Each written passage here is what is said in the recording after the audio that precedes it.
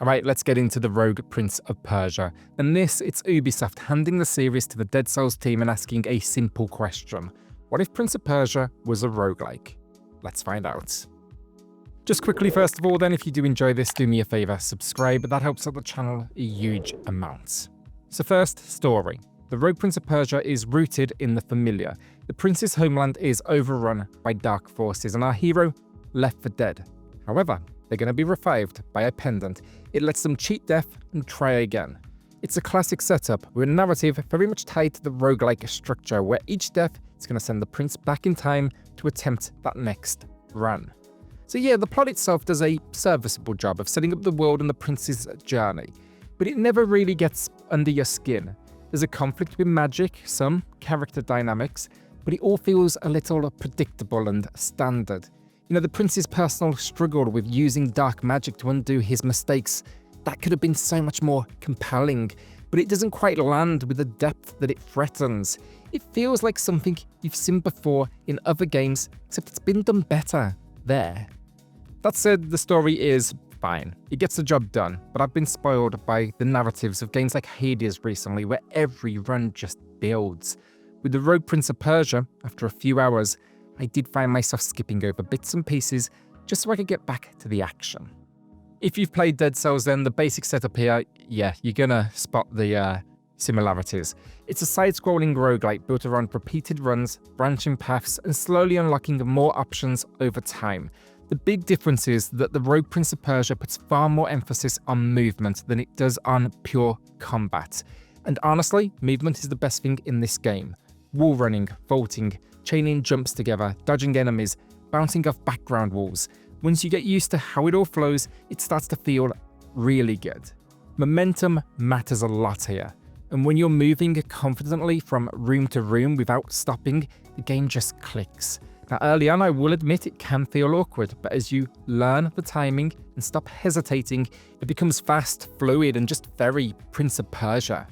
And one thing I really like that really supports this is how the game actively rewards you for getting that movement right. If you start linking jumps, wall runs, and vaults together cleanly with the right timing, you'll trigger a temporary speed boost, and suddenly everything feels faster.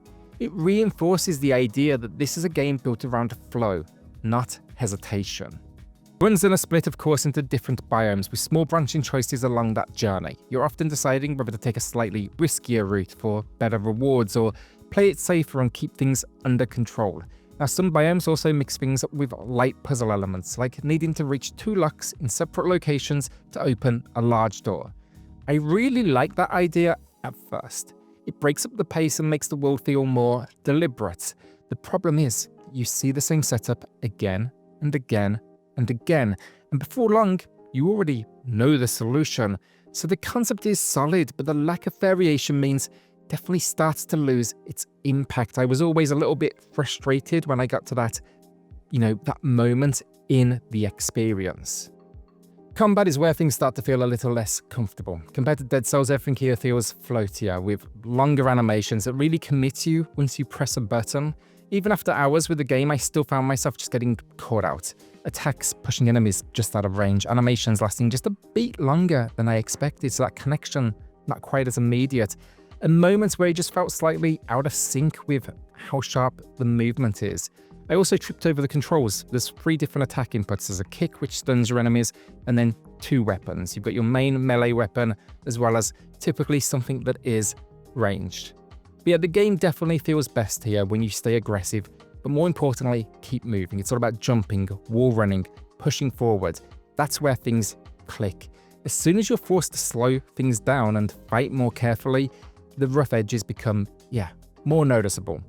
Now, I will say boss fights handle this much better, leaning more into movement and flow, and they are easily some of the stronger moments in the experience. That brings us to the hub system, and I think this is one of the better parts of the roguelike loop. Between runs, you're going to be unlocking upgrades and opening up new options, so things you'll find in the run, like weapons or power-ups and so on. But I especially like the mechanic here. It lets you send collected souls back to the hub area at the start of a new biome. So basically you can play it safe, lock in your progress. You'll get to spend these after you die. Or what you can do is destroy this checkpoint to get more of these souls.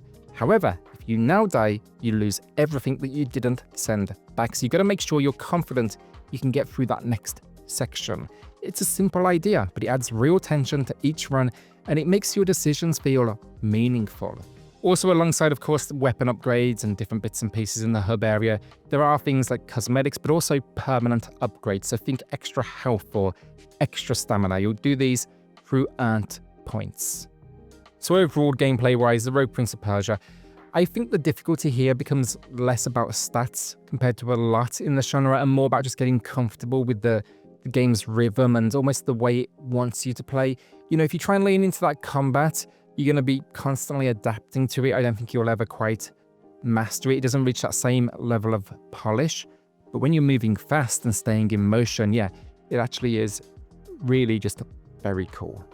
Now, sadly, repetition, I will admit, does kick in earlier than you would hope for the genre. I think it's just small design decisions like the locked door puzzle, for example. But yeah, I think there's definitely fun to be had here from a gameplay perspective if it doesn't quite reach the heights of Dead Cells. Now, frame rate, and just for context, the Rogue Prince of Persia is available on Switch 1, but all of my testing for this review was done on Switch 2, so that is all I can show. Now, from a performance perspective, on Switch 2, it's exactly what you want from it. It runs at 60 frames per second, and I didn't run into any issues during my time with it. Every reading I captured backed that up. Frame rate was stable throughout, and that really matters in a fast, movement-driven roguelike like this. So yeah, feels smooth, responsive, and consistent, and honestly, that's a win. If I do have a performance-adjacent complaint, however, it's load times. They're definitely on the longer side. On Switch 2, I was seeing around 20 seconds between biomes, which doesn't sound huge on paper, but it is long enough that you generally have time to kind of pause, take a breather, even consider putting the controller down for a moment. In a game built around flow, those pauses, they do break the rhythm more than I'd like. Visually then, the Rogue Prince of Persia adopts this cartoon-like cel-shaded art style that is genuinely gorgeous. The hand-drawn characters and the environments just pop off the screen, and there's a nice, vibrant quality to the areas in particular. The game just has a really strong visual identity, and it is definitely one of the standout features. Now, I will say enemies can feel a little repetitive at times, especially the basic ones that show up in multiple biomes, but the bosses, they're a highlight.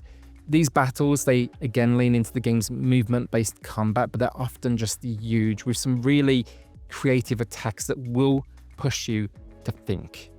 And when it comes to audio, the weapon sounds are solid. Nothing groundbreaking, but they fit well with the overall design. You get the usual expected impact from slashing, blocking, and attacking, but the soundtrack is where the game just really impresses. It blends traditional Persian influences with electronic and high-energy tracks, and it's just really effective. It's the kind of soundtrack I enjoyed enough that I'll be listening to it outside of the game. So yeah, it adds a lot of atmosphere, and it helps make the action just feel more intense. So overall, the Rogue Prince of Persia is a solid roguelike with a lot of love as well, I'd say that. Especially if you're a fan of fast-paced movement or boss battles that really play to a game's strengths. You know, wall running, jumping, very platform-centric.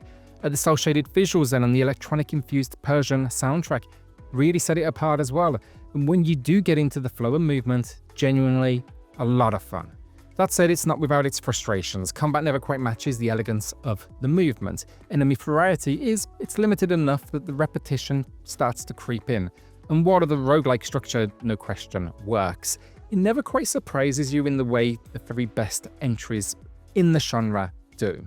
Add in then things like longer than expected load screens between biomes, and yeah, there's a few moments where the game just briefly loses the momentum that it worked so hard to build.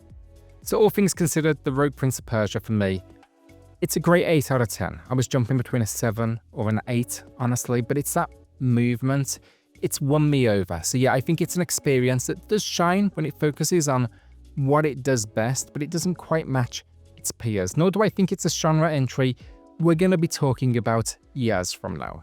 That said, it is one of the best uses of the Prince of Persia license we have seen in a long time.